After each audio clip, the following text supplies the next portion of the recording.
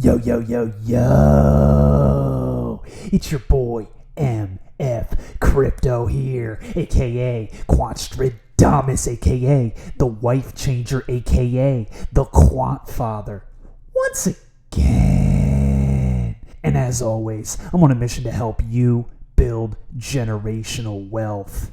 Welcome back to the channel, my fellow subscribers. And for those of you who may be tuning in for the very first time, welcome in as well. Do yourselves a major favor if you haven't done so already. Hit that subscribe button and click on the bell for notifications because I provide the single greatest Quant Network updates on all of YouTube. Let's not delay any further, ladies and gentlemen. I have an explosive video update for you today. Quant Network unlocks $5 trillion with a T, ladies and gentlemen. $5 trillion industry by 2030. Tokenization has arrived. I just launched my new merchandise website. Check it out at quantstradamus.com. Link is below every single video description moving forward. You got your Quamfi merch, you got your Bitcoin Wife Changer merch, you got the hats, you got it all. You even got your man's MF Crypto personalized merchandise at the bottom of the store. Use code WIFECHANGE for 10% off the order. Thank you in advance to each and every single one of you that have supported the channel over time. This is my way of continuing to provide value to you guys and to rep this incredible asset in Bitcoin and just show that you are an overall crypto enthusiast. So thank you very much for continuing to support the channel. You know that I will continue to be there for you. Your man's Big Papa Quantstradamus. He shepherds the flock. And he's always gonna be here for you. Don't ever get it twisted. Now, let's get into the exciting meat and bones of the video, ladies and gentlemen. This is an official Quant Network tweet from their own Twitter handle. Banking giants such as JP Morgan and Citibank want to supercharge Wall Street by tokenizing assets on the blockchain. This technology has the capability to revolutionize financial market infrastructure, says Umar Farouk of JP Morgan. We make it simple. Ladies and gentlemen, Quant Network retweets all of the stuff that they are directly involved in. They do not post it up on their official Twitter page unless they are working hand in hand with these conglomerates in bringing about revolutionary change. If you've been following my channel, you know full well that everything that is going to be shown in this 11-minute video clip coming up is Quant Network directly involved with the tokenization of assets. They are changing the game and unlocking a previously non-existent $5 trillion with a T, $5 trillion industry. This is absolutely mind-blowing. This video is going to blow your balls off. Listen in. This is the New York Stock Exchange, where investors make upwards of 1 billion trades in a single day. Many of those trades happen in a matter of milliseconds, except not really. Trades on Wall Street actually take days to settle, and lots of people to make them happen. Take market makers, for instance. They're the middlemen handling all those trades on Wall Street, and the top 5 market makers handle nearly 30% of all trades. The truth is, these intermediaries help with volatility, but they also create a gap between buyers and sellers in markets. And there are a lot of gaps throughout the financial system. Ever noticed how long some bank transfers take? If you think about infrastructure, and I mean large-scale financial infrastructure, globally or nationally or whatever, it is actually a highly siloed infrastructure, generally speaking. So money moves on one set of rails, assets move on a different set of rails, etc., etc. Banking titans like JP Morgan, Citi, and Goldman Sachs think they have a solution. They want to push the American financial system into the next generation, and they need to borrow a tool from crypto, blockchains, on which they would tokenize various assets. Digital first economy that we're moving towards is really important. As our clients embark on this digital journey, being able to move money 24/7, 365 in a programmable fashion with always on is what we really want to enable our clients. Analysts at Citi actually think tokenization using blockchains could become a $5 trillion industry by 2030. So why do these big banks think blockchain technology can turbocharge the financial system, and can they actually pull it off?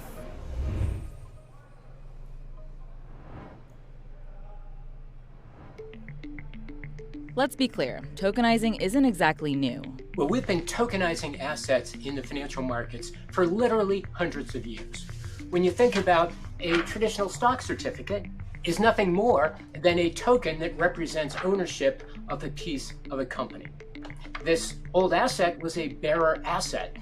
If you wanted to transfer it to somebody, you would sign it on the back, hand it to them, and then they were considered to be the owner.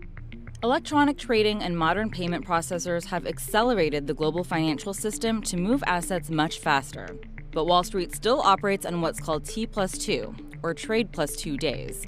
That's how long it takes for assets and cash to change hands. You don't have to be an investment banker to feel that lag in our current system. ACH transfers, credit card refunds, all kinds of money that moves through our economy takes time to go from one person to another. Part of the slowness is due to just how many steps and people are involved.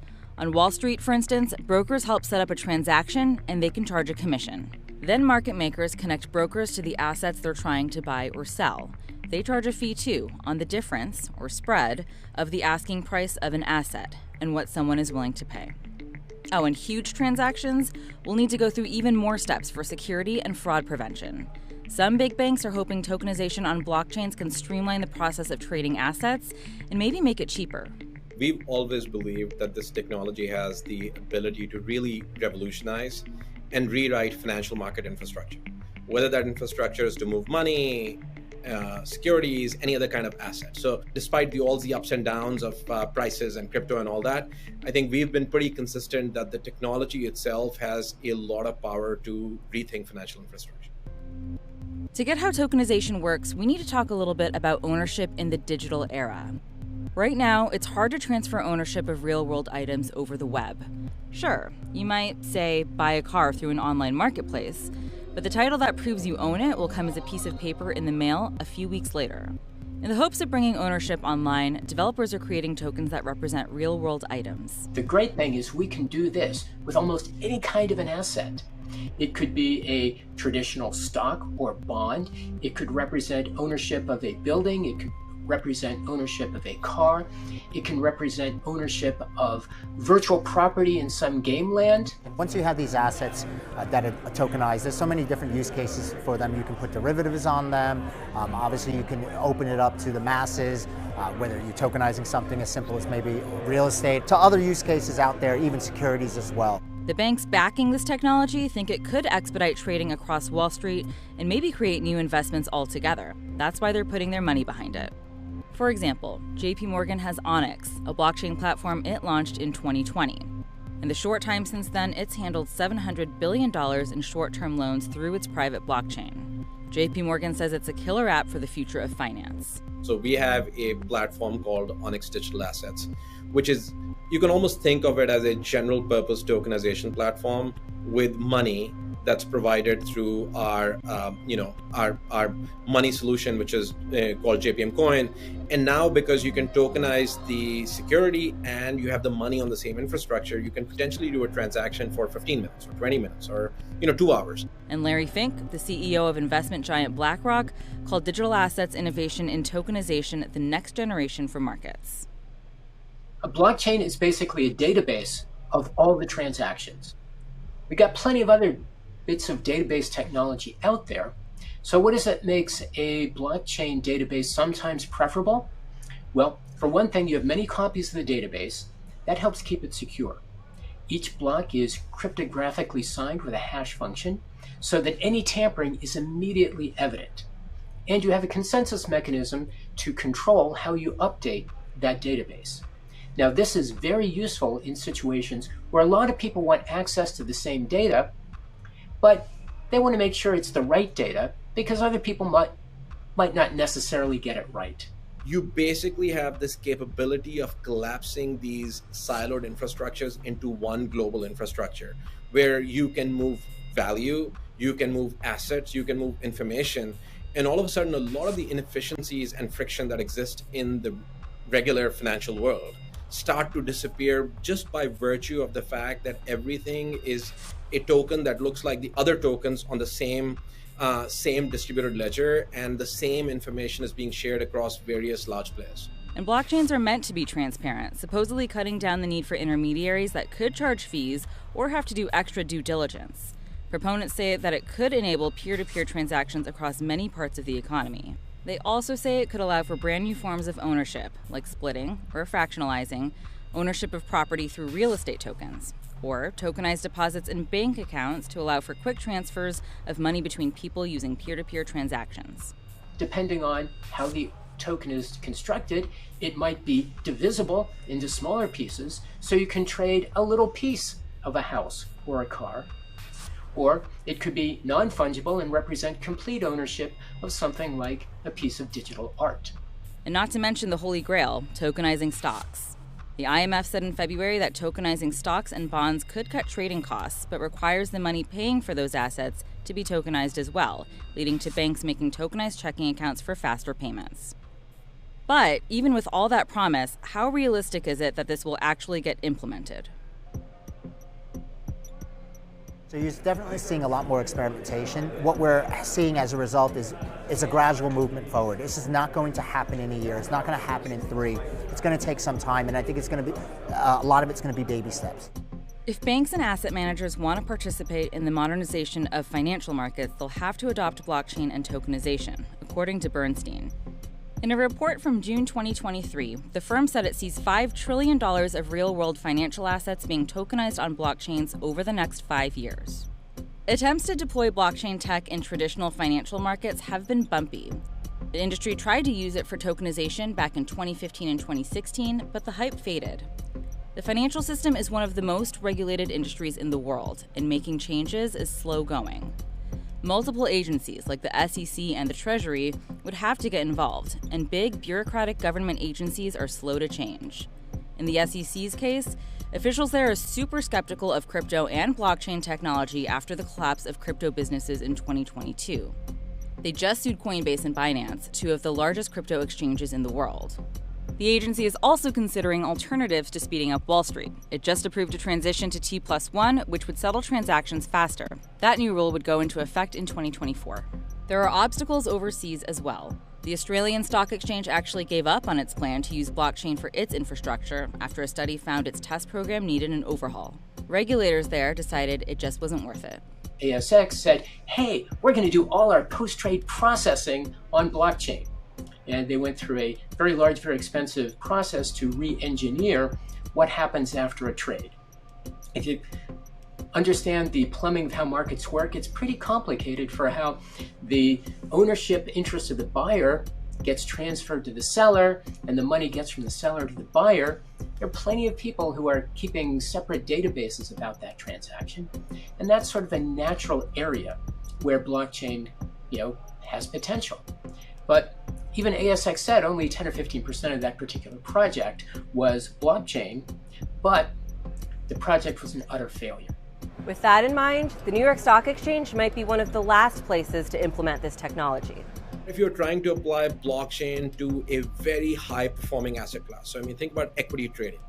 Equities trading is extremely high volume, very low latency. It's a very efficient market. I'm not really sure that you can replace some of that infrastructure with blockchain and get a gain out of it. Or on the other side, you can think of some really, really complex classes like syndicated loans, which are extremely complex and tons of people have to sign off, lots of people have to agree.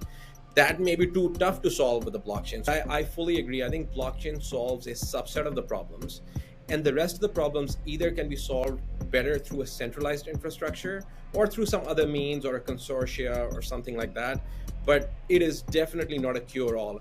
What will really determine if tokenization on blockchains take off is if people and businesses see a benefit and maybe don't even know they're using blockchain at all. I think adoption of most technologies, and then the less friction it is, the less obvious it is to a client, the faster the adoption. So you think of Apple and the iPhone to be able to kind of that one-stop shop and being able to do everything from banking to shopping to commerce, to having it, it's frictionless.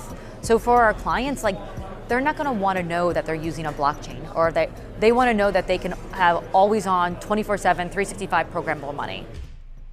Bingo. Bingo, ladies and gentlemen. That fine young lady at the end of that video summed it up beautifully. You've heard me in previous videos mention that Quant Network is the Apple of blockchain, the Apple of cryptocurrency.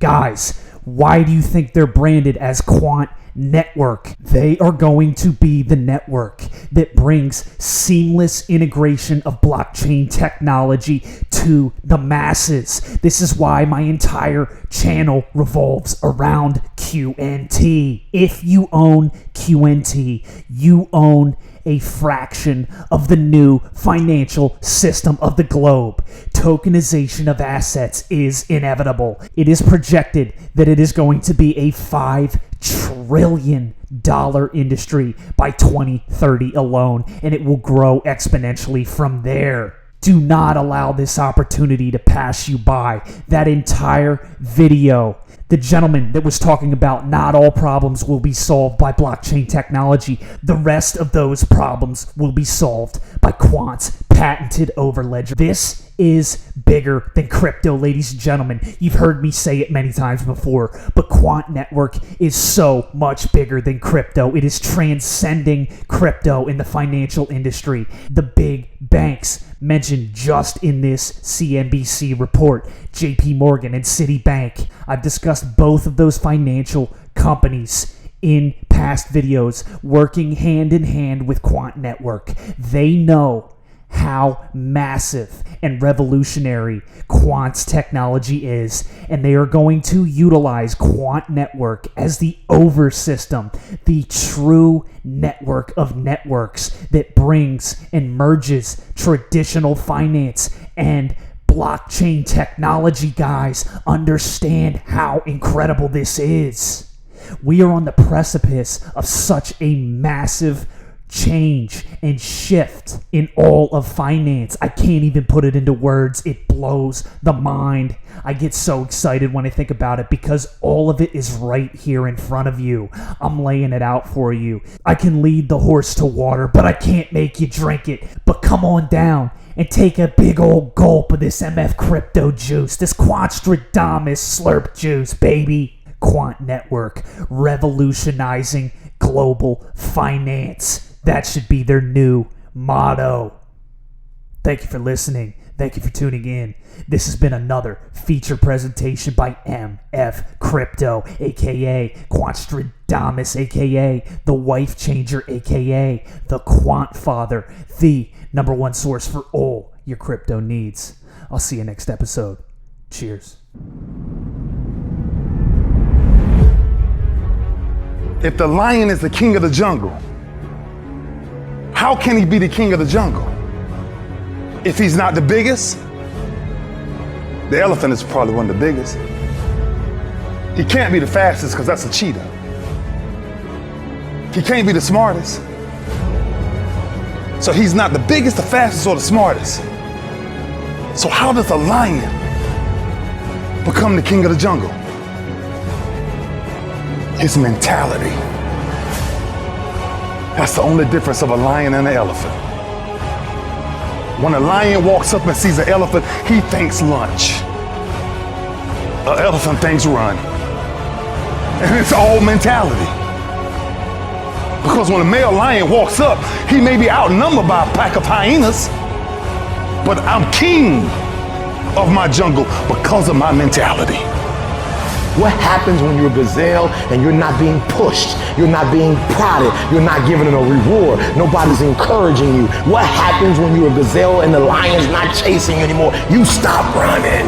But what happens when you're a lion? When you're a lion, it does not make a difference. You realize that if your family is going to eat, that if that pack of lions is to survive, then you gotta go hunt. A part of being a beast just ain't eating a gazelle. A part of being a beast is the hunts. It's the hunt that they're excited about. They like to see the gazelles run. Then boom, they take off. Because real lions like to hunt. They love the process just as much as they love the prize. And some of y'all just want to score. You don't like the process. You're not in love with the process. A true hunter's goal is not the prize. A true hunter's goal is to hunt. That's what they live for. They live to hunt. They don't just live to catch it. It's the whole process. When you are a true hunter, you don't go by time, you go by the gazelle. When you are a true hunter, you hunt until you get a gazelle, and you don't stop until you get one. And then you get another, and then you get another, and you get another. If you're gonna do what you say you're gonna do, be what you say you're gonna be, you're gonna have to lion me out.